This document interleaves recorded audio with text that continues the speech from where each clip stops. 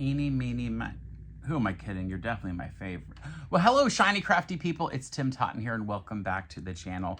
It may seem like it, but this is not a video about my favorite iron because, frankly, this one would win, and I'll talk more about it in a minute. This is actually a video about all of those cords and cords and cords and cords that usually come off of things like iron and irons and other devices we have. This one's actually off of a mouse hand sander that I use in my laser business, and the cord just stays piled like that because I don't know what to do to get rid of it. Now, look, I do have this other iron, the travel iron by Homever, that I really like. It has a flat cord, which actually makes it easier to stay hooked together, and then they send you this piece of Velcro that's attached to the cord that helps keep it aside, but most irons don't come like that. So what do you do?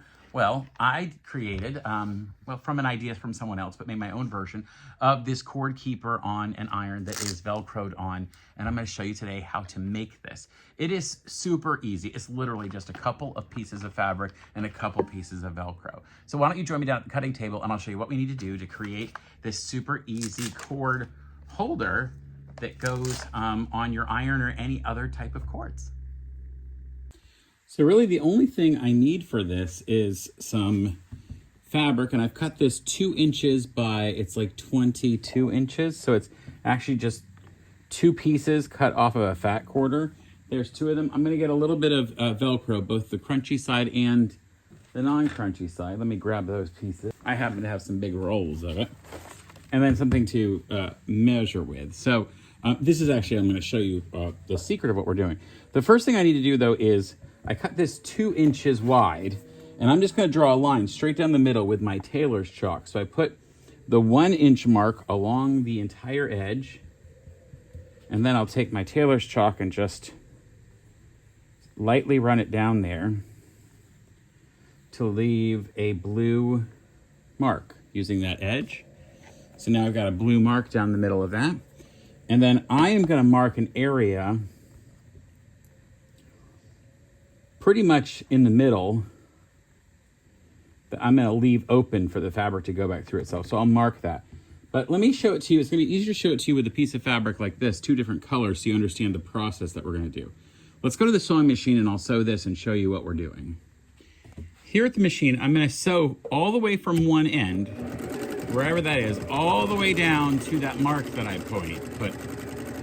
And I don't want to sew any past that. And I did back up to give that a little extra stability. And then I'll skip to the next part. And I'm just sewing those 2 pieces together. And the purpose of that is so that when I open these up, I'm eventually going to flip them like this. Flip the 2 pieces out like that.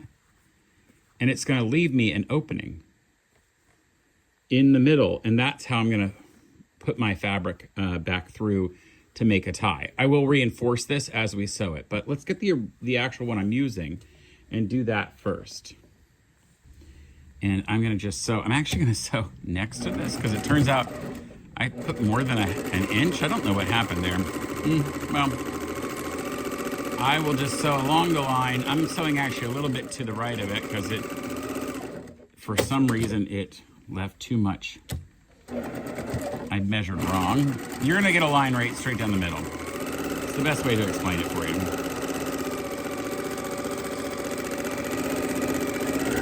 And I'm gonna backstitch at the ends so that when we open this up, we get that same, oh, let me get it open.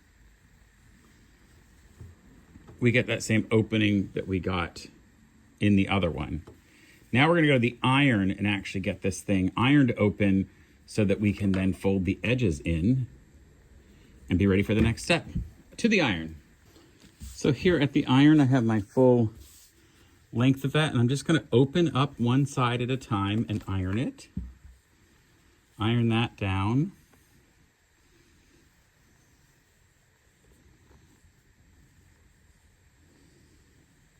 All right. And then I'll flip the thing completely over and I'll iron the other side open onto itself.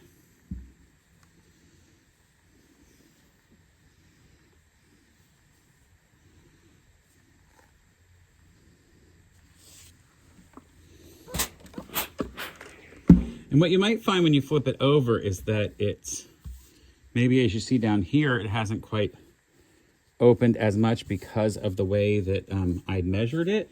You could easily take that off and like sew it off, cut it off, or as you fold your seams in, you'll see in a moment that we'll just make sure we don't overfold that side. So now I'm going to kind of pop it back open just easily. I'm not going to try to push it too hard with my fingers, and I'm going to fold in this bottom edge right up to the mark. Just fold it all the way down that way, just right to that stitching in the middle. Super easy to do.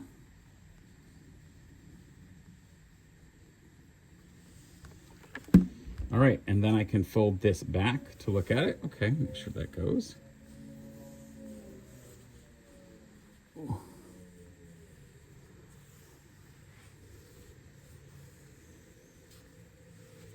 Give it a press to make sure it all stays in there. Because we're going to stitch along the side edge here. So we want to make sure it properly stays in there. And then we'll flip it over. Right? We've got that press, that seam pressed in there. I'm just pressing it again. I don't have enough water in my iron to really steam it shut. There we go. Now the steam's hitting. And then I'm going to come back.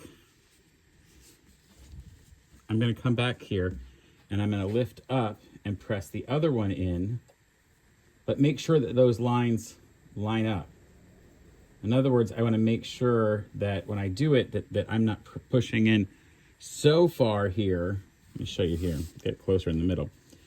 If I pushed all the way in, what would happen is we'd fold that and we wouldn't properly cross over. So I'm not going to put it as much to make sure they still line up.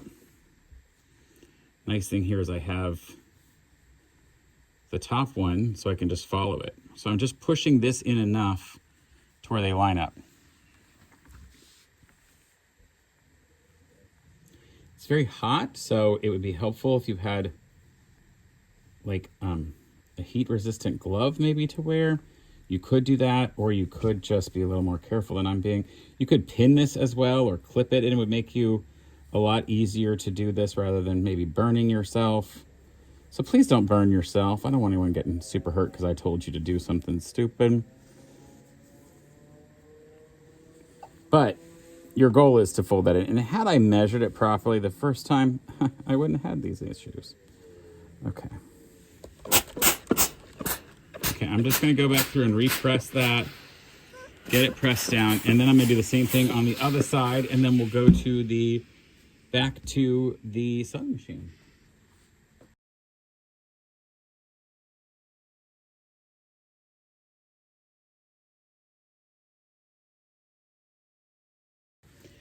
Okay, I've got the machine threaded with black thread, and I'm going to do that on a black and white piece. I don't want to have to find some weird way to finish these ends.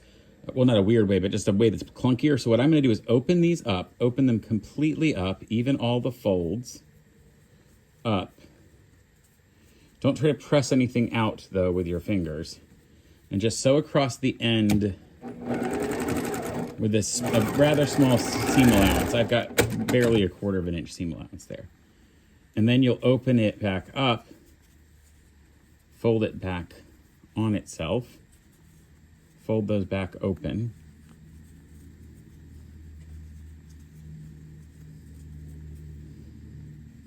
Because, fold those back.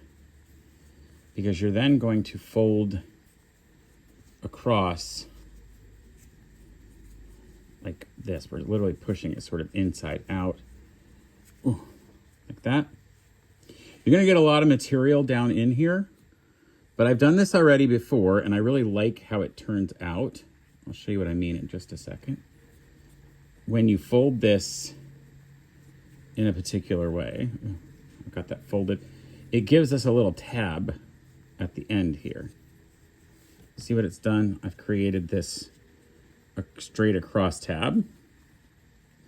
And you can get a point turner if you want to. And I can just stitch that down flat here at the end.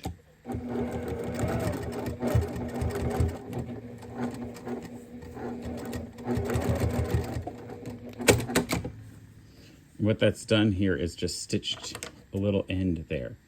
Now you could certainly just come in if you wanted to. This would be easier too. Just fold it over once and again, and then it's out of your hair as well. Those are both solutions. I'm going to do that one on this end so you can see the differences. And frankly, this one might be easier.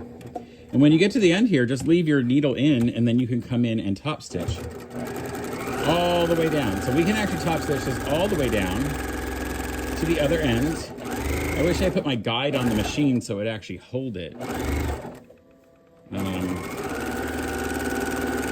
If I had done that same ending on this side, I could have just turned the edges over and sewn across. I'll kind of do it here. We'll live and learn, right? So I'm going to go all the way down to the other end, making sure that I'm not going too far away from the edge, because I only have I have a half an inch in here. So I want to make sure I do less than that so it gets all 4 layers of the fabric. Remember, there's the 2 outer layers, and then there's the 2 folds that are in. And then the other thing I had to do, remember I told you we would need to reinforce the opening. So there's our opening. I just need to reinforce on either side of that. So I'm going to find where the opening is, and I'm just going to sew across it and back up a couple times. So that gives like a tack across the back of that, so that as it puts a pull on it, and just to make it look good, I'm going, you know, all the way to the other stitches. All right, the last thing to do is put some Velcro on here. And to do that, I need to put Velcro on one side and then on the opposite side. So I'll put the crunchy on one side and the soft on the other. I'm just gonna cut some 3-inch pieces of Velcro, and I'll be right back.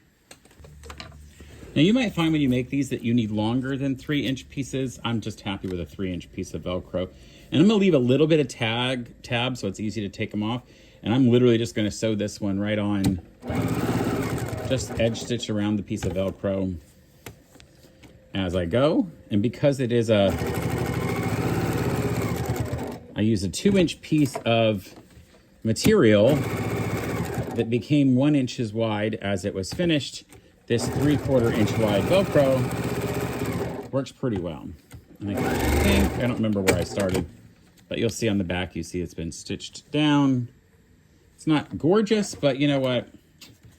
It will work for this kind of work. And then what I have to do is I have to go down and make sure that I don't put it on the same side. I've got to flip over and put it on the back. So now I'll put it on the back of this side.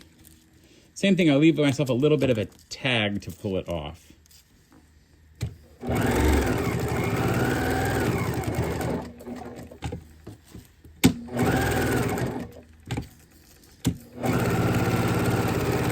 You could, if you wanted to get real fancy, you could have put this Velcro on as you sewed down each side. That would be an interesting task you could do. So let's see how this fits onto a device. So I've got my little mouse Black & Decker piece here, and I'm just gonna go ahead and set it so I can put the cord coming up like this. So I'll just start wrapping the cord up. Stuck down somewhere. Just wrap that cord up there.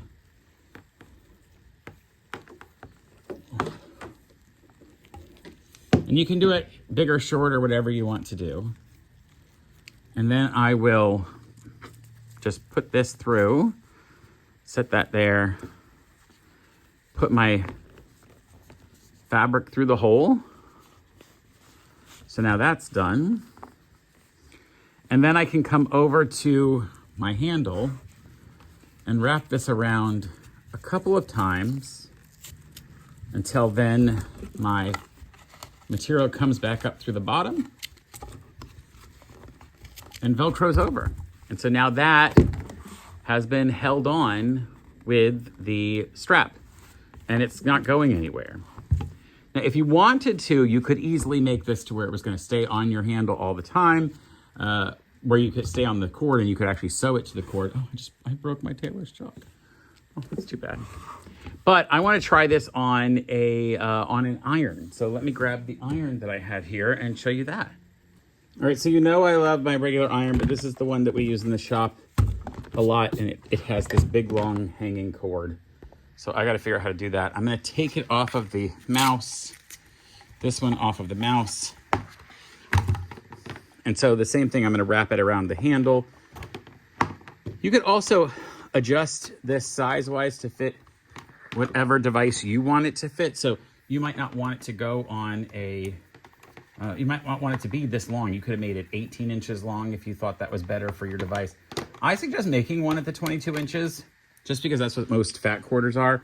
And it's going to be real easy to make it. And then you can adjust whether you need a smaller size. And it doesn't matter which end you put through the hole. Remember, we have that hole there. So we just bring it through, bring the end through and tighten it. So now that that's tightened, those are not going anywhere. So my suggestion is now, because this is facing down and this is facing up, put the up one around the handle like that. And then the other one comes back underneath and straps over. So now that's held onto it. I want to give it to you from a slightly different angle. So I want to show that to you again, sort of in this view. And imagine you have your iron and you sort of wrapped up the cord, and you could just shove it in here like a lot of people do.